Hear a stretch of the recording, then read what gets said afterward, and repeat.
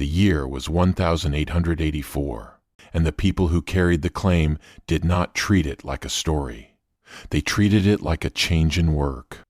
The groups were nomadic families moving along established seasonal lines, the kind of movement that depended on memory, weather sense, and agreement between households that had traveled the same corridors for years. Their survival depended on arriving at water at the right time, reaching grazing before it thinned, finding shelter before the wind turned cold. In that context, anything that altered a route did not need embellishment to be taken seriously. It only needed to be consistent. What survived from that year is not a written account with a name at the bottom.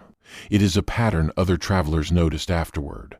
Camps that usually appeared near certain cave mouths did not appear there. Families who would have met at predictable choke points met elsewhere, with explanations that were brief and practical. People heard it first as a reason for absence. Not as a tale told for attention, but as an answer to a logistical question. Why are you not sleeping there anymore? Why did you take the longer cut along the exposed ridge? Why did you leave grazing earlier than usual? The claim did not come as a single declaration. It accumulated quietly through repetition. One group avoided a cave system and arrived later than expected. Another did the same a week after, and then another later in the season. In a world where every day of travel had a cost, avoiding known shelter was never a casual decision. People did not abandon stone protection lightly. They did it because something made the cost of staying higher than the cost of moving. They described what they had encountered in the way experienced travelers describe trouble, in short measurements, in distances, in what they refused to do afterward. They did not insist you believe. They explained why they would not sleep where they had slept before. When pressed, they used the same simple term, the giant, not with ceremony, not as a mythic title, but as a working label. A way to identify the reason certain caves were now treated as unusable. It is important to understand what that implies about the environment they lived in. Nomadic groups are not tourists passing through. They are readers of terrain. They know which slopes hold water longer, which valleys funnel wind, which cave mouths stay dry when rain runs off the rock. They know animal habits. They recognize fresh scat, scrape marks, nesting signs. They know when a place is safe because they have used it safely, repeatedly, for years. When they say something interrupted movement, they are describing a disruption to a system that usually corrected itself. The claim, as it was preserved, was inseparable from the movement changes it caused. If you trace those altered routes, you see a kind of negative map. Places that used to be nodes of rest became blank spaces. Entire cave networks that once served as predictable shelters were treated as if they no longer existed. The families did not argue publicly about it. They simply adjusted. And in doing so, they carried the claim forward more reliably than any written testimony could have. When you ask what happened in 1884, you do not begin with a campfire account. You begin with the discipline of travel and the way that discipline broke. The real evidence at first is not in words. It is in avoidance. To understand why that mattered, you have to understand how stable and deliberate nomadic routine usually is, and what it takes to force experienced people away from shelter they have trusted for generations. For nomadic groups, routine is not boredom. Routine is accuracy. The seasonal movement is built on accumulated observation, on knowing what the land will allow and when. The line of travel shifts with drought and conflict, but most years it follows patterns that are steady enough to plan a life around. People know where they will be when the grasses thicken, where they will be when the rivers drop, where the cold comes first, and where it lingers. Caves, in that system, are not mysterious places. They are tools. They are the difference between waking with stiff hands and waking functional. They are protection from sudden storms, from biting wind, from the kind of cold that drains animals overnight. They are shade in the heat, and in many regions they also serve as landmarks, dependable points where groups can reunite if separated by weather or necessity. Nomads who relied on caves understood the risks. Some caves flood, some collect stale air. Some shelter predators, especially if the entrance is narrow and the interior holds warmth. They knew how to read those dangers. A cave that smelled of cat, that carried a sharp musk, was avoided. A cave with heavy insect activity, with nesting signs, was treated carefully. They understood that wolves might range near cave mouths in winter, that bears might den in certain hollows, that snakes might settle where stone holds heat. All of that was within the normal calculation. They also understood scarcity. If water was late, travel tightened. If grazing failed, you moved early. If storms pinned you, you accepted discomfort and saved strength. The choices were not romantic. They were measured, and the measure was survival. Because caves were used repeatedly, they became part of a map that existed mostly in people's heads. There was a strong memory culture around them. Not in the form of storytelling for entertainment, but in the form of shared reference. That cave. The one that stays dry even in the heavy rains. That cave. The one with the low ceiling near the back. That cave. The one you avoid because the floor is slick. Children learned these places as part of learning the land. Adults remembered them as part of remembering how not to die. So when caves began behaving incorrectly, it registered immediately. Not as a ghost story, but as a practical problem. A cave that is known to be empty should sound empty. It should smell like stone and dust, maybe old smoke, maybe animal if an animal has been there. Air should move in ways that make sense with weather outside. Sound should carry predictably. Footsteps should echo in known patterns. A traveler who has slept in the same cave across different seasons can tell if something has changed even before they see it, because the cave itself has a familiar presence. That is why the initial reports from 1884 are so restrained and so unsettling. People did not claim an apparition or a miracle. They noticed details that suggested occupation. The kind of occupation that does not need to show itself to be known. At first, the changes were small enough to be argued with. A traveler might tell himself he was tired, that the air felt wrong because the weather was turning, that the echo sounded thick because of moisture, that animals hesitated because of a predator passing through earlier.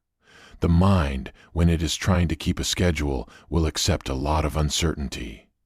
But the routine is also what makes deviation visible.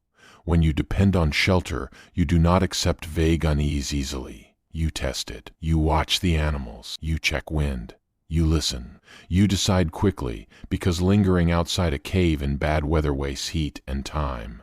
The decisions in 1884 came faster than usual. And in the beginning, they came with a common observation. The caves did not feel empty. That is where the claim truly begins. Not with the sight of something huge, but with a change in the way familiar spaces responded to human presence. The first descriptions are notable for what they focus on. Not on shapes, not on faces, not on anything dramatic. People spoke about sound and air. Those are the two things you notice before your eyes adjust, before your fire is lit, before you commit to sleeping inside stone.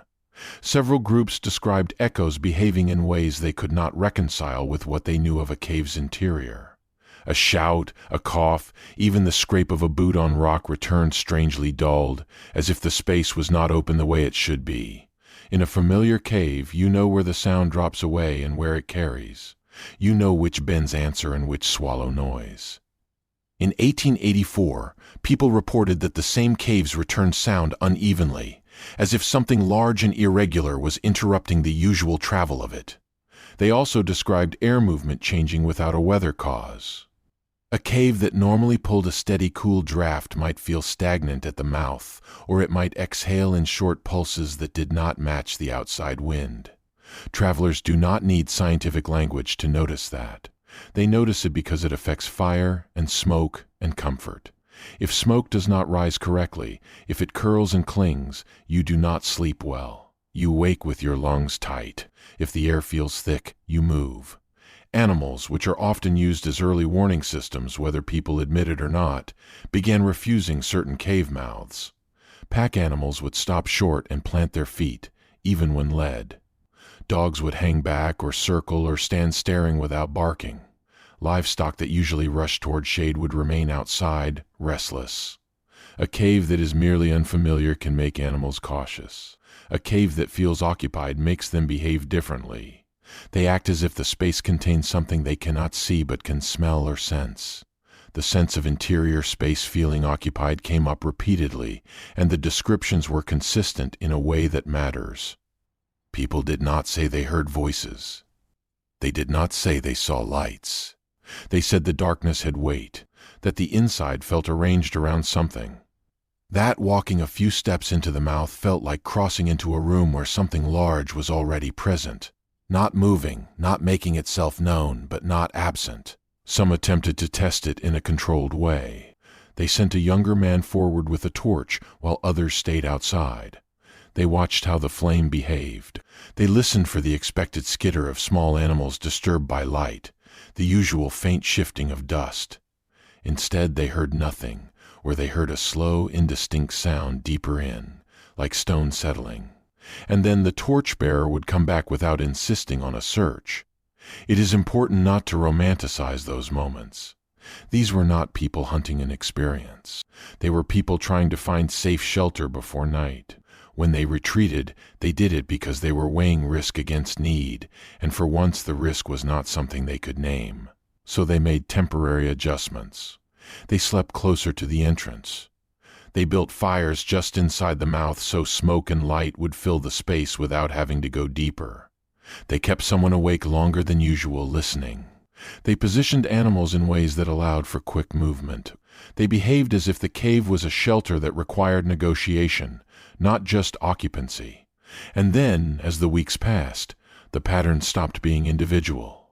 It spread across separate groups who had no reason to coordinate their fear. That is when the claim becomes more than a feeling inside one person. It becomes a shared avoidance, a kind of agreement enacted through distance rather than discussion.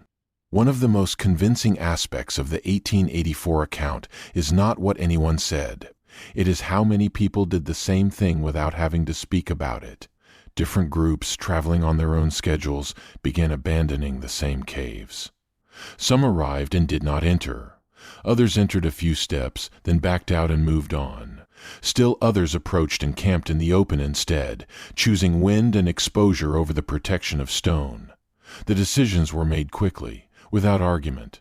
That is unusual in a setting where shelter can mean the difference between healthy animals and dead ones. When these groups met later on the route, they did not sit down to compare notes like investigators. They exchanged the kind of information that keeps you alive: which water sources were holding, which passes were blocked, which grazing was already eaten down. And in the middle of that practical exchange, a cave would be mentioned as unavailable, the way you might mention that a bridge had washed out. There was also in some accounts an insistence from elders that entry was discouraged without elaboration. Not a dramatic prohibition, not a moral warning, something more austere. Do not go in there. We do not sleep there now. When asked why, older people would answer with a look, or with silence, or with a brief phrase that ended conversation. Fires began being kept closer to entrances, not deep inside caves as was sometimes done for warmth and concealment. When people sheltered under rock, they did it with their backs to open air. They placed themselves so that retreat was possible without confusion. The camp layouts changed. There was a subtle shift toward facing the darkness rather than letting it sit behind them. It is worth noting that this sort of behavior change usually follows a clear threat. A predator den, evidence of bandits, a known hazard. In 1884, what made it unsettling is that the threat remained indistinct, yet the behavior became consistent. Decisions were made without discussion, and that creates a particular kind of dread. When nobody wants to say what they think, but everyone adjusts as if the thought is true, you end up with a shared silence that feels heavier than any spoken fear. The young notice it, they imitate it. The animals respond to it. The route itself reshapes around it. People still needed shelter, so they became selective. They used shallow overhangs more than deep caves. They chose spots where the rock could cover them without enclosing them. When they had to use a cave mouth in bad weather, they did it briefly, with the smallest number of people inside and with someone watching the entrance. They treated the interior like a place you might borrow for an hour, but never claim for the night. In that atmosphere, language begins to change. Words become careful. Names become functional. You don't describe what you are afraid of, you point to the boundary it created. That is where the term starts to appear more consistently, not as a tale, but as a marker. A word used only to explain absence, and only in the simplest form. When the word giant appears in the surviving oral accounts, it does not arrive with a description. It is not introduced as a creature with traits or a figure with motives. It is a term used to compress a problem into a single syllable of meaning.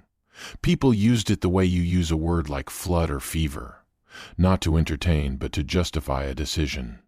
We cannot stay there. The giant is in those caves. The word marked a boundary. It turned a shelter into a non-shelter. Warnings were framed as spatial rules, not threats. Not, it will kill you, but do not go beyond that bend. Do not go into the deeper chambers. Do not let the children play near that mouth. Keep the animals away. The focus stayed on where not to be, rather than on what might happen if you violated the rule. No stories were told in full. That absence is one of the more unsettling details. In many cultures, danger becomes a story, because a story can be passed to the young. Here, what seems to have happened is that the danger was treated as current, not historical, and that changes how people speak. When a threat is active, you do not want to give it too much form. You do not want to call it into the mind too clearly. You want to keep the language narrow, practical, and brief. So the giant remained mostly a silhouette in speech, a placeholder, a reason. People did not describe faces. They did not describe voices. They did not describe a history. They avoided metaphor. They avoided ritual phrasing. They avoided any suggestion that it was a spirit or a lesson. And yet the word persisted because it solved a problem of communication. It allowed one group to warn another without requiring argument. It allowed a leader to redirect travel without losing authority. It allowed people to agree without explaining how they knew. When questions came from outsiders or from younger men who had not personally seen anything, the answers were still restrained. They would say that it was large, that it stood, that it stayed in the caves, that it watched. They would say it as if repeating those facts too often might make the situation worse.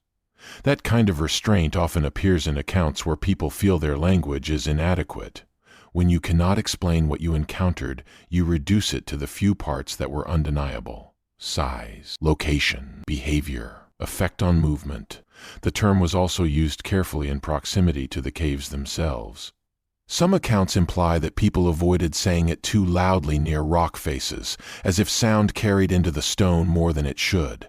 That may have been superstition, or it may have been an extension of the same practical caution that kept them from entering. Either way, the result was the same. Silence became part of the protocol. And then, for some groups, silence stopped being enough. They began finding marks. Not impressions that could be dismissed as weathering, not signs that could be assigned to known animals. Tangible evidence, in stone and bone, is what pushed the claim from avoidance into certainty. The first time a group described physical evidence, they did it with the same careful tone used for all the other observations. They did not present it as proof. They presented it as something that forced a decision. Near a familiar cave mouth, on a stretch of stone that had been used before as a place to rest packs and sort gear, there were impressions that looked like handprints. Not shallow smears, not claw rakes, but broad presses into dust and soft mineral deposit with shapes that suggested fingers. The scale did not match any human in the group. It did not match the largest men they knew. It also did not match an animal track in the way they understood animal tracks. It was too structured, too spread, too much like a grip. Some accounts describe the marks as being higher than a person's shoulder, placed where no one would casually touch the wall. That matters because it implies height without stating it directly. If a mark is above your reach, you cannot imagine it without imagining the body that made it. There were also drag marks. In some caves, the floor carried long, shallow grooves through dust and grit, as if something heavy had been moved without lifting. At first glance, you might think of a sled or a bundle pulled by an animal, but the grooves did not match rope pulls or hoof patterns. They started and ended strangely, sometimes running toward the deeper darkness and disappearing where the floor turned to bare rock. Bone fragments were found, but not in the scattered pattern of a predator's meal. This is where the accounts get closest to something disturbing without becoming sensational. The bones were described as placed, not neatly stacked like a deliberate arrangement, but gathered into small clusters in places where the light from a cave mouth would not naturally reach. The fragments were not necessarily fresh. Some were old, weathered by time, but their placement suggested attention rather than accident. Nomads are used to bones in the landscape. They see carcasses. They see the remains of kills. They know what scavengers do, and they know what weather does. They do not panic at bone. What unsettled them was the sense that the interior of the cave had been used, and that usage did not resemble any known animal's behavior. At least one group attempted to investigate deeper, and then stopped. The decision to stop is described as if it happened collectively, without a command. People who had been willing to go forward a moment earlier found themselves unwilling to take another step. The darkness felt too complete. The air felt too still. Sound did not behave normally. Their torches did not improve the situation because the light did not seem to give them ownership of the space. It only showed them how much space remained unlit. They returned to the mouth and stood there looking inward, listening, waiting for something to clarify itself. Nothing did. That absence became part of the fear. If something large was inside and it did not respond to human presence, it meant either it did not care or it was confident enough not to react. From a survival perspective, that is worse than aggression. Aggression gives you a predictable rule. If you know a creature attacks, you prepare to defend or flee. If you know it is afraid, you can drive it off. But if it does nothing, if it remains still, you cannot measure it. So they chose not to investigate. They marked the cave in memory as a boundary. They moved on, accepting exposure and distance, rather than staying near evidence they could not interpret. Not long after, the phenomenon stopped being limited to marks and impressions. For some groups, the thing inside the caves was seen directly for a brief moment in the most minimal way possible. It was not chasing. It was not speaking. It was standing. The first visual confirmation in the 1884 accounts is described with an economy that feels more believable than any elaborate description. It was not seen in full daylight in open ground. It was seen where it had already been implied to exist. At a cave mouth in the boundary between outside light and interior darkness. A group approached a familiar shelter late in the day, the kind of timing that makes you want to settle quickly. Weather was turning or fatigue was high, depending on which account you listen to. They expected the cave to be empty, or at worst occupied by a known animal. They were prepared for that. They were not prepared for a silhouette that did not fit any category they had. Inside the mouth, just beyond the point where daylight fades, something was upright. Not crouched like a bear, not low like a large cat, not moving in the way animals move when surprised. It was standing, but not with the posture of someone about to step out. It held itself with a heavy stillness, as if standing did not cost it effort. The proportions were the first thing noted. The shoulders were broad enough that the outline filled a significant portion of the entrance. The arms appeared long, hanging lower than a human's would. The head was not clearly described. People did not see details. The darkness prevented it, and perhaps their minds refused to insist on it. What they were certain of was scale. It exceeded any human in the group and exceeded the idea of a tall stranger. There are large men in the world, and people who travel know that. This was described as larger in a way that made comparison feel useless. Not simply tall, but massive, the way a rock formation is massive. A presence that altered the balance of the space around it. One account mentions that it did not shift when it was noticed. That matters. Most animals, when exposed at the edge of their shelter, move, they retreat, they advance, they show signs of fear or threat. This figure remained in place, and the impression left on the observers was not that it was hiding, but that it did not need to. The group did what experienced travelers often do when faced with an unknown risk. They stopped, they went quiet, they did not call out, they did not throw stones, they did not test it. Their instinct was not to challenge but to withdraw, because challenging something you do not understand can trap you in a situation you cannot control. They backed away without turning their backs fully, keeping their eyes on the cave mouth. They gathered their animals with minimal noise. They did not run until they were far enough away that running would not provoke pursuit. And when they made camp that night, it was not near rock. What follows is described as a change in the way people looked at caves. It is one thing to suspect something occupies a space. It is another to confirm it with your eyes, even briefly. After that moment, the fear became less about uncertainty and more about proximity. They had seen it standing in the darkness. And what unsettled them most was not its size alone, but the impression that it was aware of them and that their presence had not disturbed its composure. That sense of being regarded from within a space you cannot see into became the central pressure of the months that followed. After the first confirmed sighting, the accounts do not describe a series of attacks. They describe a pattern of observation. The giant appeared only at cave thresholds, always in that boundary where light weakens. It did not come fully into the open. It did not step far enough out for people to judge it against the sky. It remained attached to the cave, as if the darkness was not simply cover, but an extension of where it belonged. Groups would approach a potential shelter and see the same thing, a silhouette, upright, still. Sometimes closer to the mouth than expected, sometimes set back so far it was barely visible, but always positioned so that it could look outward. And the feeling, repeatedly described, was that it was watching. Not peering like an animal curious about movement, but holding a steady orientation toward the camp. The presence did not flicker in and out of attention. It did not move away when fires were lit. It remained, and the longer it remained, the more people became aware of how much time they were spending thinking about it. That is how slow-burn fear works in real situations. Your mind fixates. You check the same point again and again. You begin interpreting every minor sound as related to the one thing you do not understand. You wake up and look toward the rock face before you look at the weather. You become less able to focus on ordinary tasks because the boundary between you and the unknown feels too thin. Some groups reported the giant reappearing at different shelter sites, caves that were not adjacent. That did not necessarily mean it traveled openly. It could mean there was more than one, or that it moved through interior passages, or that people were simply encountering the same presence along a route that contained connected cave networks. The accounts do not settle on an explanation, and they do not attempt to. They only note the result. Avoiding one cave did not always prevent later encounters. That created a new problem.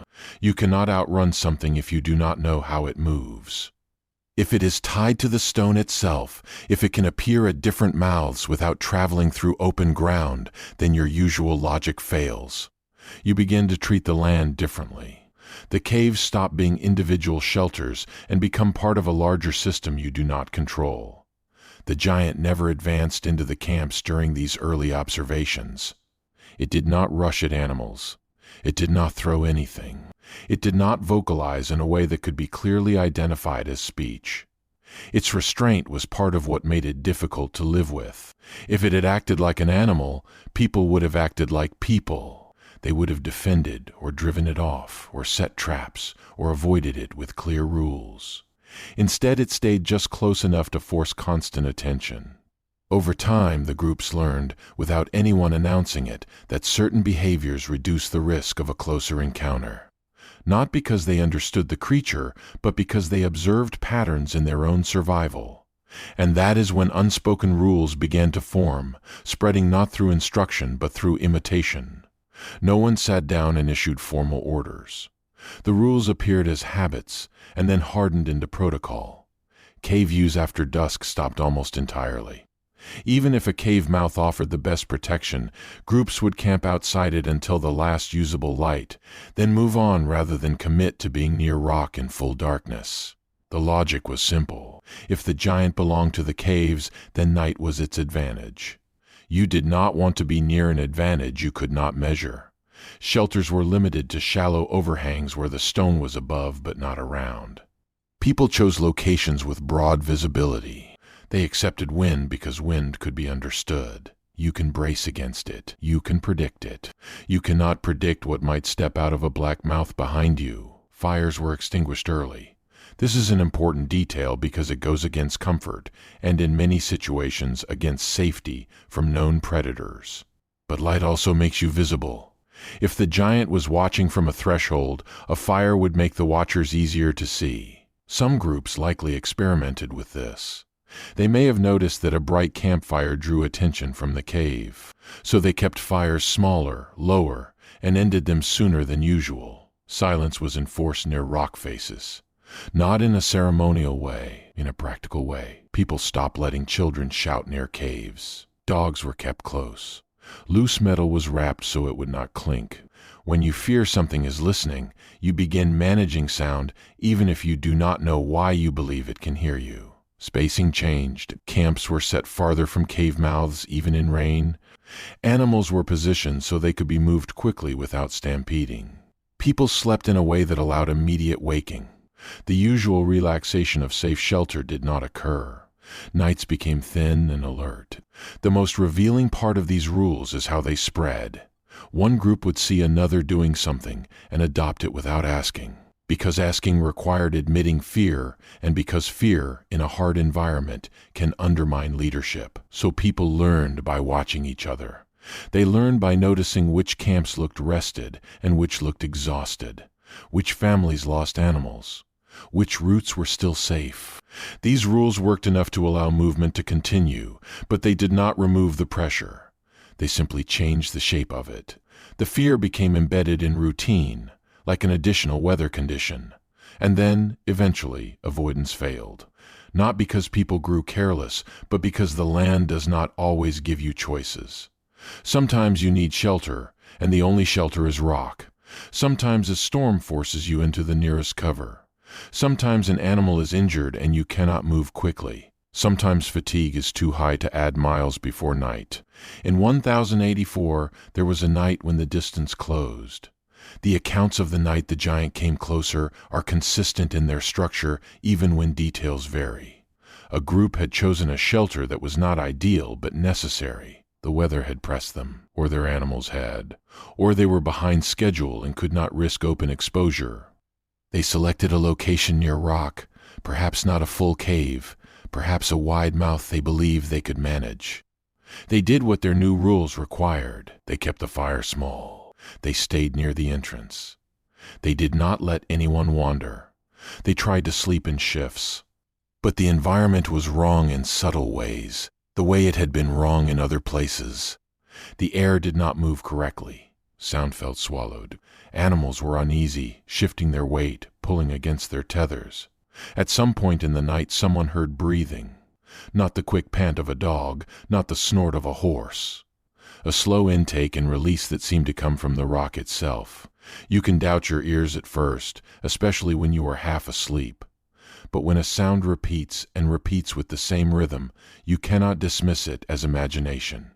Others heard it too. They stopped moving. They listened. Then there was a sound like stone shifting under weight.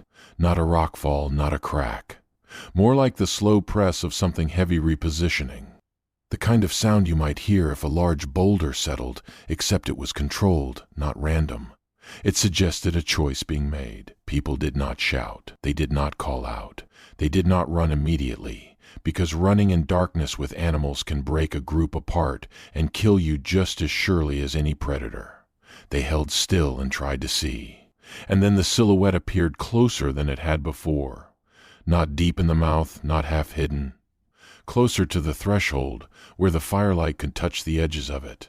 For the first time, some details could be described with more confidence. Height, relative to the cave mouth. The length of the arms, which hung and swayed slightly with the shift of its weight. The thickness through the shoulders and torso, the way the outline suggested mass rather than mere scale. It did not rush. It did not lunge. It did not behave like something hunting. It behaved like something deciding how close it could come without needing to hurry. The breathing remained audible. That detail, more than any other, altered the group's behavior.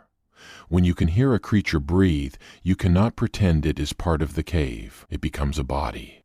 It becomes a living presence occupying the same night air as you. Some accounts mention the smell changing, a damp mineral odor thickening, as if the cave's interior air had been pushed outward. Others mention the animals reacting more strongly at this point, stamping, pulling, making the restrained noises of frightened livestock.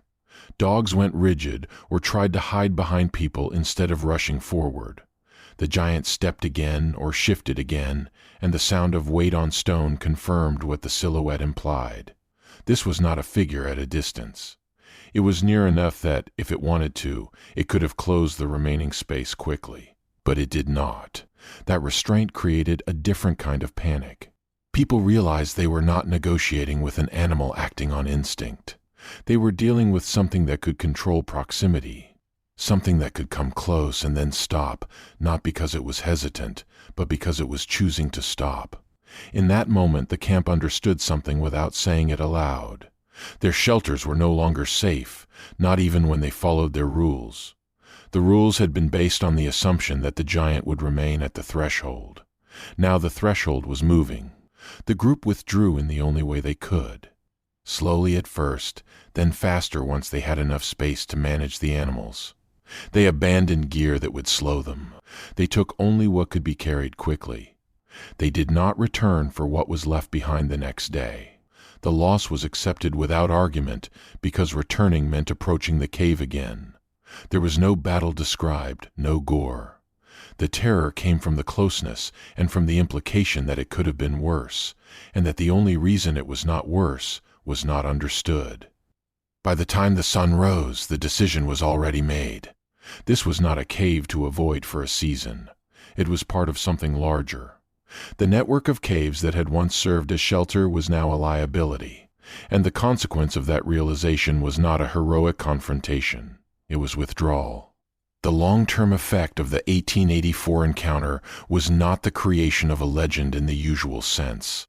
It was the quiet editing of maps that existed in human memory. Entire cave networks were removed from migration routes, not with a dramatic announcement, but with repeated decisions. When a group approached a region where they used to rely on caves, they rerouted before reaching them. People began planning water and grazing around the assumption that stone shelter would not be available. That is a significant shift. It meant longer days in exposed terrain. It meant accepting more risk from weather. It meant pushing animals harder. It meant arriving at water later, sometimes with less margin. But they preferred those risks because those risks were familiar. Exposure can be calculated. Hunger can be managed. Wind can be endured. What they could not manage was the uncertainty inside rock. Over time, younger travelers learned the new routes as if they had always been the routes. They were taught to avoid certain ridges, certain valleys, certain clusters of cave mouths. The reason was given in minimal form, the giant. The word remained a compressed explanation, a shorthand for why a place that looked useful was treated as empty on purpose. This is one of the strongest indicators that the claim was not a performance. In many cases, stories grow larger as they spread. Here, what spread was avoidance. The behavior traveled more faithfully than description. People did not need elaborate details to keep away. They needed only a shared understanding that the cost of entering was unknown and unacceptable. The caves remained in the landscape, unchanged in appearance.